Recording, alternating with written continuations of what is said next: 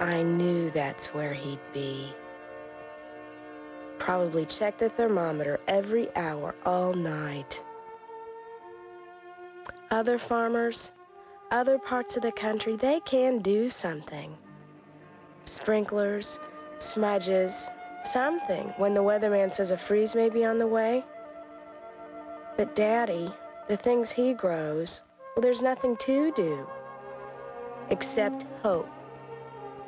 Hope the forecast is off a degree or two, maybe. Hope or wish or maybe just will things to come out right. I think he does that, just wills things to survive.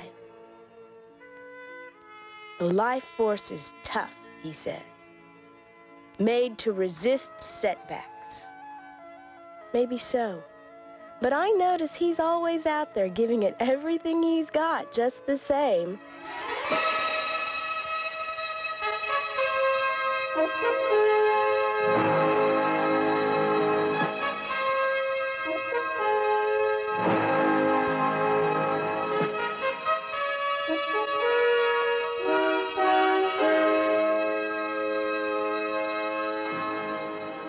Seed time. As soon as the days begin to lengthen, as soon as America's soils begin to respond to the capricious ups and downs of spring, the harvests to come are set in motion.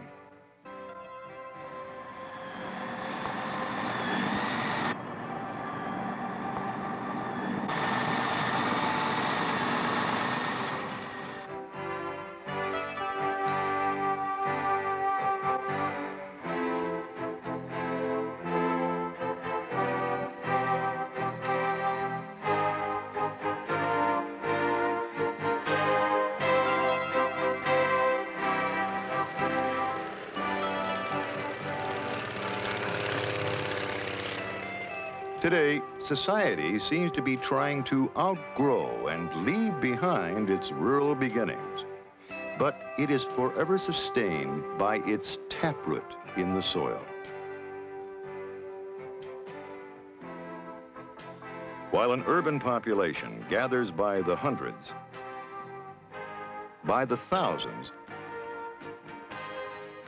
by the hundreds of thousands, to work in the industrial plants, to turn out the staggering inventories of manufactured goods,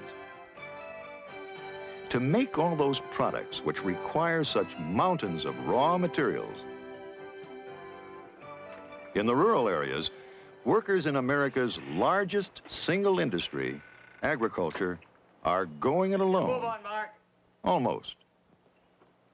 By ones, sometimes by twos, but rarely in groups of any great numbers. Farm people go about the business of producing what it takes to feed and clothe themselves and all the people in the metropolitan areas as well. And while many of the things city people make diminish the Earth's supply of resources, the production output from our rural areas is almost entirely renewable. Curlicue is Mark's 4-H project. Mark knows, of course, that the idea is to be able to raise better beef. But no farm kid, and especially not my brother Mark, ever lets himself think of something as sweet and beautiful as curlicue, as just a piece of beef. Not while he's raising it. How you doing, Mom? Well, I think I have a case of snapper's cramp. Well, why don't you do this for a while, and I'll snap for a while. All right. When I first started in 4-H, I could never remember what the 4th H was for. Head, heart, hands. It always seemed to me like the other H should stand for home. It's for health, of course. Understand the process now for your project? Yes, let's see. Blanch, cool, and sack. It's a snap. You're pretty clever, aren't you? Well, I got it from you, Mom. Well, thank you. I think we're going to But home just always seems more natural. More the way it is on a farm. How do you spell sufficient? How am I supposed to get my homework done? I guess I feel like there ought to be a fifth H for home. Because when you live in the country, well, that's where you are, usually. Well, except for the time when you're in school.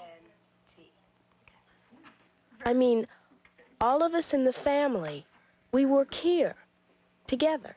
How's that? Oh, that's great. That looks good. I've got a couple more. What kind of crops are we going to plant this year? Corn, I think. Mom runs tractors and clips the pig's needle teeth. She's right in there beside Dad anytime it's a two-person job. And managing the farm takes both of them. So, what'll it be? About the curtains? No, I mean corn or beans. I don't know. It'll work out. Okay, horizontal. Vertical. Vertical. You don't mean vertical. Horizontal. Horizontal. Horizontal. It is. There you go. It's pretty good. Hey, when doing that to me. You know, you're prettier than a red heifer and a field of buttercups. Of course, they have things to do by themselves, too. Mom likes making preserves. Dad likes working with machinery. So, to each his own. I guess dividing up the chores is just not something country people get uptight about. Because there's plenty of work to go around.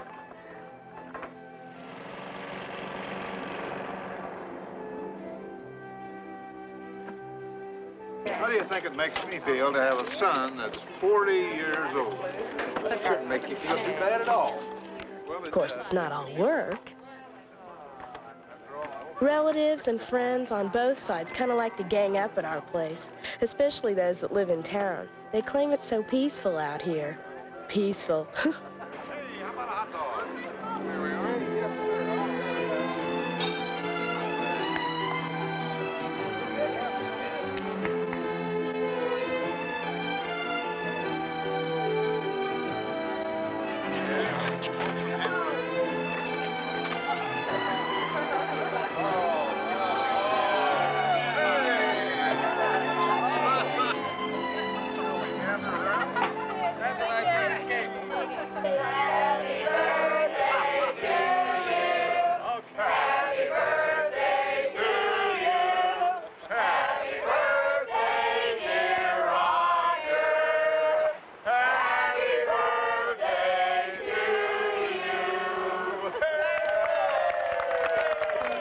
The much envied serenity of rural life is, like the gold at the end of the rainbow, a tantalizing myth. For although farmers and ranchers are not usually rubbing shoulders with dozens of other people while they work, the pressures on a grower are just as intense as any a city dweller knows.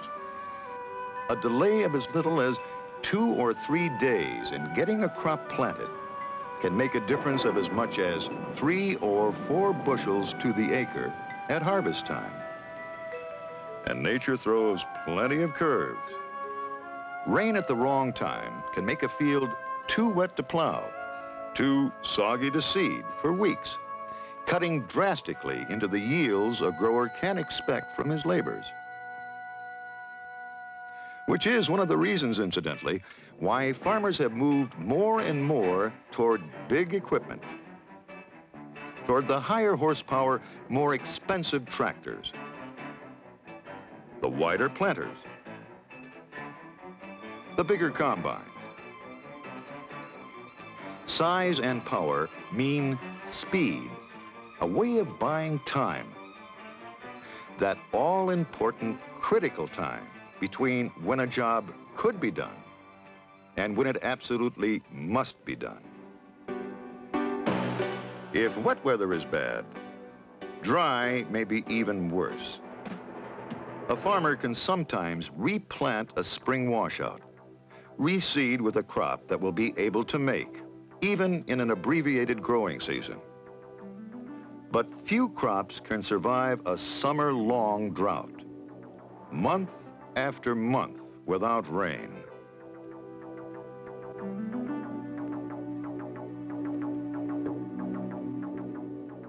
Growers working with animals don't have it any easier. Mother Nature has arranged it so that most babies start coming on as the seasons change, when the weather's due to get warmer and forage for them is due to get more plentiful. Trouble is, nature's timing can be off. The first lambs and the last blizzard may arrive at the same time. The calves may have to be vaccinated when both man and beast are numb with cold. And pigs just about always come into the world trying to kill each other off. The life force has two sides, but it is only the animals that are saved, that are snatched away from the dark side of the coin of life.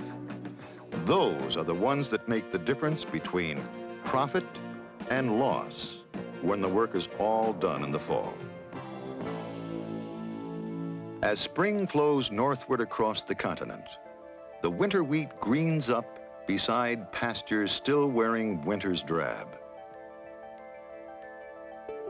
Baby animals in silken or down coats snuggle up to their mothers.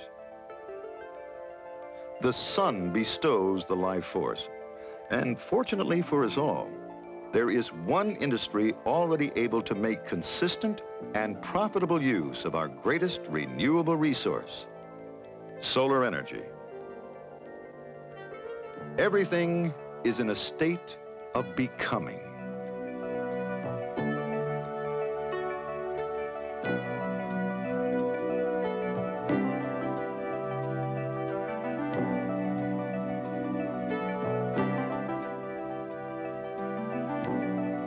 Both blossoms and bees add their technology to the human technologies which have revolutionized American agriculture.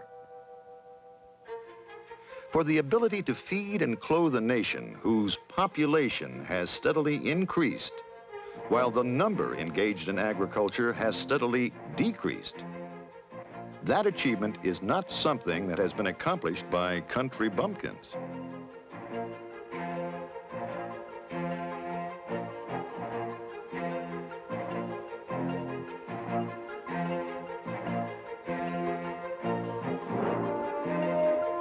The American farmer is often a college-trained businessman who puts science and technology to work for us. Agronomy, nutrition, plant and animal genetics, aquaculture. It takes all of the life sciences, the ultimate in knowledge and technology, to create the abundance we take for granted.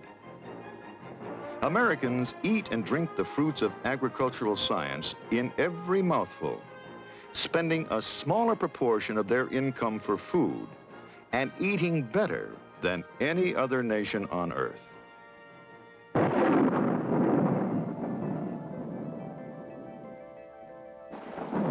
People like to say farming is a gamble, but that's not strictly true. More a calculated risk. A good farm manager knows that with all the variables he has to face, not every year is going to be a bonanza, and he manages his enterprises accordingly. The only way he can stay in business year after year.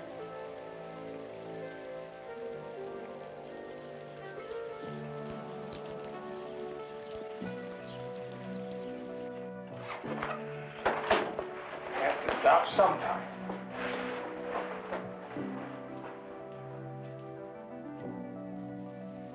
Last year was one of those calculated risk years for Daddy. He was late getting into the fields in the first place.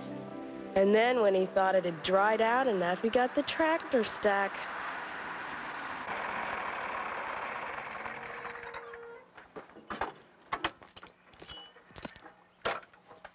Thank you, neighbor. Sure, glad I could help. But that wasn't the end of it. The spring rains went into summer rains. And then it rained some more. And like sometimes happens, A wet year and then an early freeze, and nothing. Not a pod filled out. A whole year's work and nothing to show for it. Our neighbors' farms and ours were all affected. If you work in a manufacturing plant, you get paid for it. Even if there's a layoff, there's usually an unemployment check. But in farming, you never know. You may get something, you may not. And even when you do, it's not always on a scale with what you've put into it. Betty, I think I found our tractor here. Unique to agriculture is a degree to which the farmer must personally underwrite the tremendous contribution he makes to the American economy. Power takeoff horsepower. Exxon, or General Motors, or Texas Instruments can turn to their stockholders to capitalize expansion or the replacement of production equipment. But outside equity capital is not available to our largest industry, agriculture. Farmers and ranchers, for the most part, must turn to a three-part source, the Farm Credit System, originally developed under enabling legislation from Congress, but now totally owned by its borrowers, in order to obtain the financial undergirding that all businesses require in today's economy. Short and intermediate credit for operating expenses, seed, fertilizer, tractor fuel, livestock, living expenses, a new piece of farm equipment. Such loans are available from production credit associations.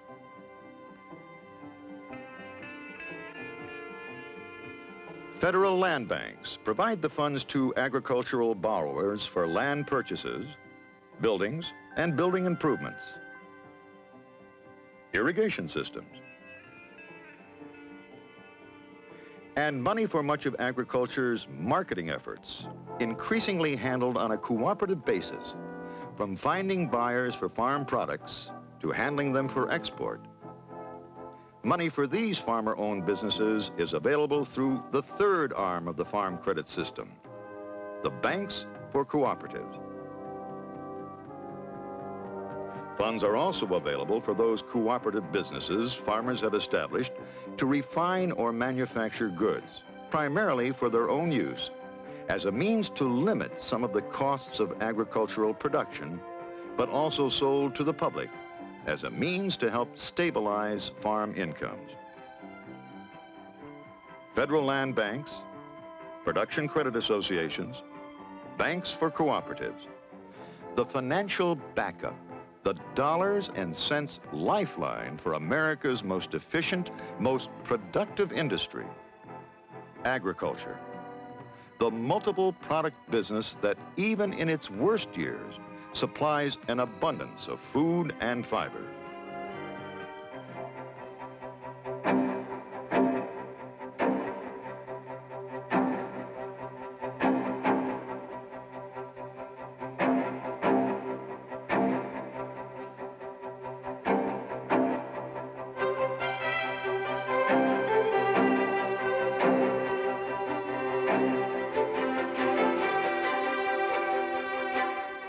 Such abundance not only meets the needs of Americans, but provides our country with pluses in the balance of payments as well. American agriculture, the envy and the wonder of the world. Yet, even in its abundance, hardly a surefire way for those who work at it to get rich. How much do you think it's going to take to keep our operation going this year? Oh, I don't know. I'll have To offset the risk which weather, marketing conditions, and other factors over which he has no control often place on him, a farm manager sometimes turns to supplementary sources of income. I was thinking maybe I should go back to teaching this year. Well, let's not cross that bridge unless we have to. Well, I have... In 2 out of 3 rural households, more than half of the family income is derived from non-farm sources. What I do without you, I mean, you're as much as part of this organization as anybody else. Now, you're sure you don't want me to try to line up a school? Who'd run this place? I mean, worst comes to worst, I'll go get the job in town. Or better yet, we could have a big sale. We could get rid of everything and put the money in a savings account and live happily ever after off the interest. Be money ahead. You know you'd never do that. I know. While the earth remaineth, seed time and harvest, and cold and heat, and summer and winter, and day and night shall not cease. These words from Genesis chapter 8, verse 22, remind us that we here in this agricultural community are a part of the everlasting scheme of things. And although we may be sorely tried from time to time, we must keep our roots. Only in this way. I can't always remember everything the minister says. Vital life force. Only the way some of his words make me feel. About how close people on a farm are to the life force, to nature, and to what this country really is. Working people, mostly, doing the best they can, no matter how rough the going gets. A book I read somewhere said something I've always remembered. Democracy was forged on the land. The land made America, it said. Well, not so much what people took from it, but what they had to put into it. Work and sweat and dreams. The land made them tough, and the toughness gave Americans what it takes to survive. This morning when we woke up, we didn't know if a freeze had wiped us out or not. Wiped us out for the second year in a row. We didn't know whether all the money borrowed for seed and fertilizer and fuel, and all the work, the back-breaking work, we didn't know if all that was going to go down the drain or not. I think we're okay. We didn't know what was gonna happen. We just knew that some way or another, this family, like most farm families, was gonna do its best to stay on the land.